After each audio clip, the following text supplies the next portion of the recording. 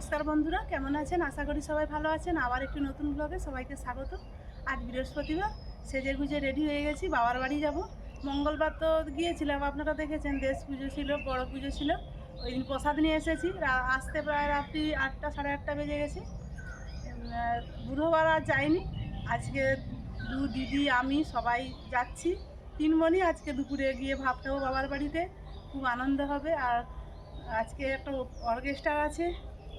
আপনারা, আমি সারাদিন বাবার বাড়িতে কি করি আপনারা সঙ্গে থাকবেন, আশা করি সবাই ভালো লাগবে। দিদিমণি পুজো করছে, আমরা বেরিয়ে যাচ্ছি। তাও প্রায় 10টা বাজতে চললো, অনেকটাই বেলা হয়ে গেছে। প্রচণ্ড রোদ আজকে। পুজোটা হয়ে গেলে গাড়ি স্টার্ট করবে, সেই জন্য বড়মশাই দাঁড়িয়ে আছে।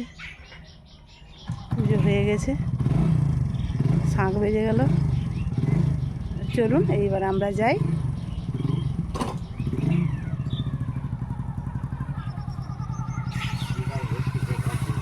দিদিমণি আসছি, সাবধানে থাকো, তোমার ভাই বিকালে চলে আসবে।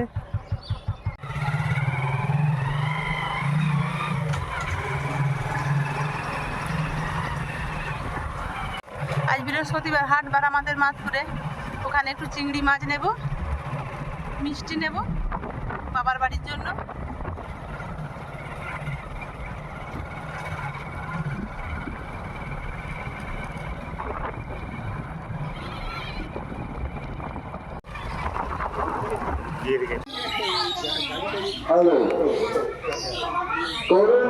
এসছি চিংড়ি মাছ নিয়ে, চিংড়ি মাছটা ঢাল বেছে নে।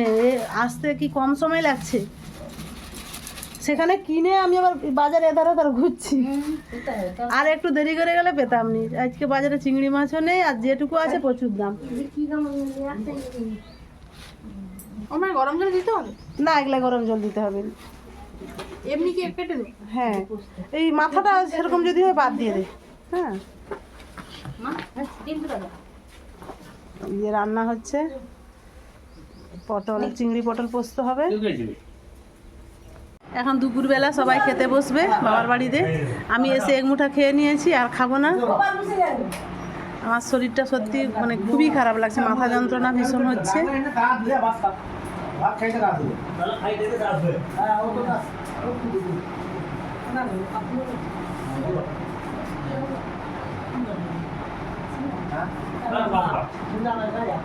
এই যে মেজো জামাইবাবু চলে এসছে সন্ধ্যাবেলা। বড়দি আসবে, জামাইবাবু মনে হয় আসবে না, বড়দি শুধু আসবে। বড়দি ডাক্তার দেখাতে গেছে হাতে।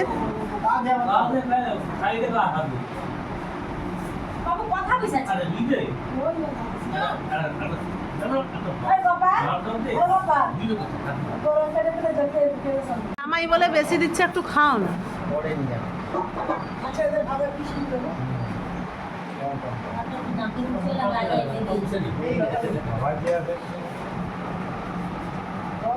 দাদার ছেলে লবণ দিচ্ছে।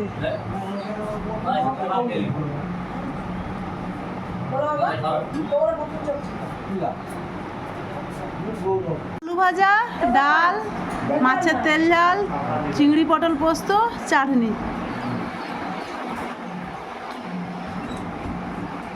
আলু ভাজা পড়ে গেছে, এবারে ডাল দিচ্ছে।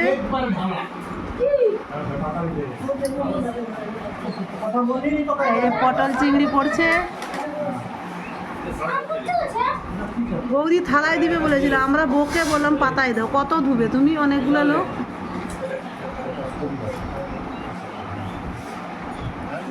জামাইকে একটু বেশি করে দিচ্ছে, ছোট এটা মেজো জামাই। এই যে ছোট জামাইকে দিচ্ছে, ছোট জামাই বললো একটুকু, মানে ছোট জামাই তো ওসব খাই না, তাও নিল আজকে। বাবা পাশে বসেছে। এবারে মা এনেছে মাছের তেল ঝাল। এই যে মাছের তেল ঝাল পড়ে গেছে।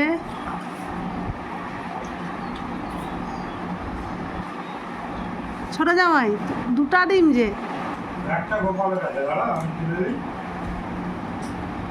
দুটা মাছ, একটা গোপালের। তুই যতটা খাবি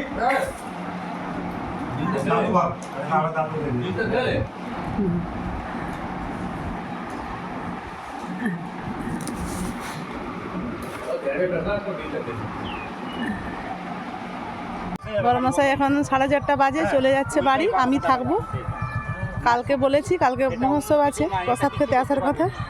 কি করে না, একটা ফেভিকুইক দিয়ে আমরা আটকে রাখছি। এই যে বলছে তো বাম্পারগুলো তুমি পা ঢেকে যাবো। সাবধানে যাব কিন্তু, বাইক আস্তে চালাবে। হ্যাঁ হ্যাঁ,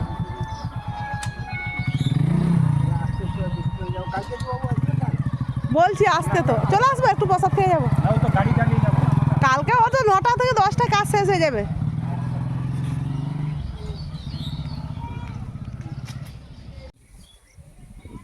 কি সুন্দর লাগছে দেখ ওয়েদারটা। হ্যাঁ,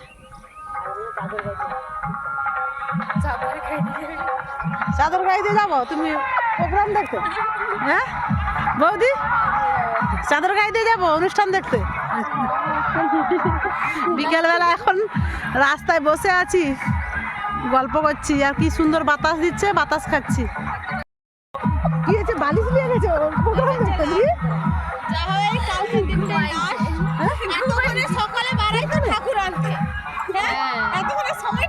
ও দিদি ভাই, আমি হচ্ছে আপনাকে দিদি ভাইয়ের নাচটা দিয়ে দেবো, আপনি একটু এডিট করে ছেড়ে দেবেন।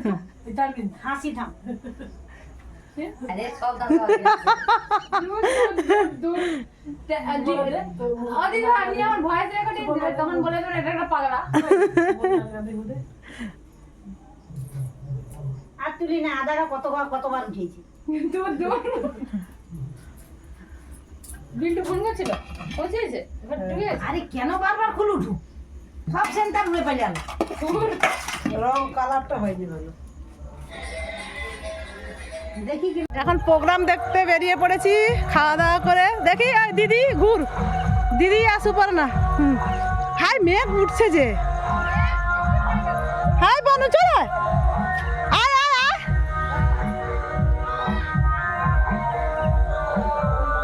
সবাই প্রোগ্রাম দেখতে যাচ্ছি। গান শুরু হয়ে গেছে, প্রায় 5-6টা গান হয়ে গেল। এই আমরা যাচ্ছি, গান দারুণ করছে।